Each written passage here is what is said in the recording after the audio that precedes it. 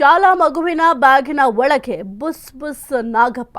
ನಾಗರ ಹಾವು ಕಂಡು ಭಯಭೀತಳಾದ ಪುಟ್ಟ ಬಾಲಕಿ. ಶಾಲಾ ಮಗುವಿನ ಬ್ಯಾಗಿನ ಒಳಗೆ ಬುಸ್ ಬುಸ್ ನಾಗಪ್ಪ ಪ್ರತ್ಯಕ್ಷ. ನಾಗರ ಹಾವನ್ನ ಕಂಡು ಭಯಭೀತಳಾದ ಪುಟ್ಟ ಬಾಲಕಿ. ಮೈಸೂರಿನ ಇಲವಾಲಾದ ಮಥುರಾ ನಗರದಲ್ಲಿ ನಡೆದಿರುವಂತಹ ಘಟನೆ ಇದು. ಅದೃಷ್ಟವಶಾತ್ ಬಾಲಕಿ ಬಚಾವಾಗಿದ್ದಾರೆ. ಉರಗ ರಕ್ಷಣೆಯನ್ನ ಮಾಡಲಾಗಿದೆ. ಬಾಲಕಿ ಆಟವಾಡ್ತಿದ್ದ ವೇಳೆ ಬ್ಯಾಗ್ ಅನ್ನ ಸೇರಿತು ಈ ಒಂದು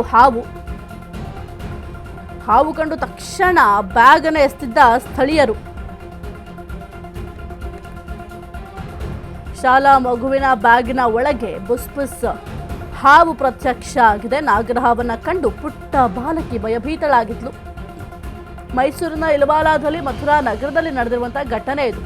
ಅದೃಷ್ಟವಶಾತ್ ಬಾಲಕಿ ಬಚಾವಾಗಿದ್ದಾಳೆ. ಉರಗ ರಕ್ಷಣೆ ಕೂಡ ಮಾಡಲಾಗಿದೆ.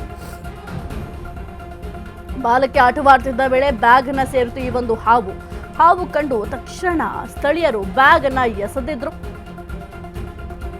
ಆಟವಾಡ್ತಿದ್ದಂತಹ ಬಾಲಕಿಯ ಬ್ಯಾಗ್ ಸೇರಿತು ಈ ಒಂದು ಹಾವು. ಗಮನಿಸ್ತಾ ಇದ್ರ ಆ ಒಂದು ಹಾವನ್ನು ಕೂಡ ಸದ್ಯಕ್ಕೆ ರಕ್ಷಣೆ ಮಾಡಲಾಗಿದೆ. ಯಾವುದೇ ರೀತಿಯ ಪ್ರಾಣ ಹಾನಿ ಕೂಡ ಸಂಭವಿಸಿಲ್ಲ.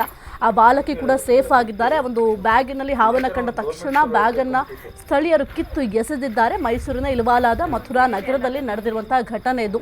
ಅದೃಷ್ಟವಶಾತ್ ಬಾಲಕಿ ಬಚಾವಾಗಿದ್ದಾರೆ. ಆ ಒಂದು ಹಾವನ್ನು ಕೂಡ ಸದ್ಯಕ್ಕೆ ರಕ್ಷಣೆ ಕೂಡ ಮಾಡಲಾಗಿದೆ. ಆ ಬಾಲಕಿ ಏನಿತ್ತು ಅವರು ಆಟ ಆಡ್ತಾ ಇದ್ದಂತಹ ಸಂದರ್ಭದಲ್ಲಿ ಬ್ಯಾಗಿನ ಒಳಗೆ ಈ ಒಂದು ಹಾವು ಸೇರ್ಕೊಂಡಿತ್ತು. ಆದರೆ ಆ ಹುಡುಗಿಗೂ ಕೂಡ ಇದು ಗೊತ್ತಾಗಿರ್ಲಿಲ್ಲ ಹಾವು ಸೇರಿದೆ ಅಂತ. ಅದಾದ ನಂತರ ಸ್ಥಳೀಯರು ಗಮನಿಸಿ ಆ ಒಂದು ಬ್ಯಾಗ್ ಅನ್ನ ಕಿತ್ತು ಎಸೆದಿದ್ದಾರೆ. ನೋಡಿ ಸ್ನೇಹಿತರೆ, ಈ ತರ ಮಕ್ಕಳುಗಳು ಸ್ಕೂಲಲ್ಲಿ ಬ್ಯಾಗ್ನ ಜಿಪ್ ತೆಗೆದು ಓಪನ್ ಮಾಡಿ ಇಟ್ಟಿರ್ತಾರೆ. ಈ ಸಮಯದಲ್ಲಿ ಈ ಥರ ಹಾವುಗಳು ಒಳಗೆ ಸೇರ್ಕೊಳ್ಳುತ್ತೆ. ಇದ್ರ ಜೊತೆಗೆ ನಾಗರಹಾವು ಬೇರೆ. ಸೊ ದಯವಿಟ್ಟು ನಿಮಗೆ ಕೇಳ್ಕೊಳ್ಳೋದಿಷ್ಟೇ, ಯಾವುದೇ ಮಕ್ಕಳಾಗಲಿ ಯಾವುದೇ ಆಗಲಿ, ಆಮೇಲೆ ಫ್ಯಾಕ್ಟ್ರಿ ವರ್ಕರ್ಸ್ ಆಗಲಿ, ಟಿಫನ್ ಬಾಕ್ಸ್ ಅಲ್ಲಿ ನೋಡೋಣ, ಟಿಫನ್ ಬಾಕ್ಸು ಕರೆಕ್ಟಾಗಿ ನೀವು ಜಿಪ್ ಹಾಕಿಡಬೇಕು. ಯಾಕೆಂದರೆ ಇದೇ ಥರ ಒಂದು ಫ್ಯಾಕ್ಟ್ರಿ ಒಳಗಡೆ ಟಿಫನ್ ಬಾಕ್ಸ್ಗಳಿಗೆ ಹೋಗಿತ್ತು. ತುಂಬ ಹುಷಾರಾಗಿರಬೇಕು. ಯಾಕೆಂದರೆ ನಾಗರಹಾವಿದು ನೋಡಿ, ಆ ಮಗು ಜಿಪ್ ಓಪನ್ ಆಗಿದೆ. ಅದಕ್ಕೆ ಹೇಳೋದು ನಾಗರಹಾವಿದು ಇರಲ್ಲ. ಎಲ್ಲಿ ನೋಡಿದ್ರಿ? ಯಾರು ನೋಡಿದ್ದು? ಯಾಕೆ ಮಕ್ಕಳಿಗೆ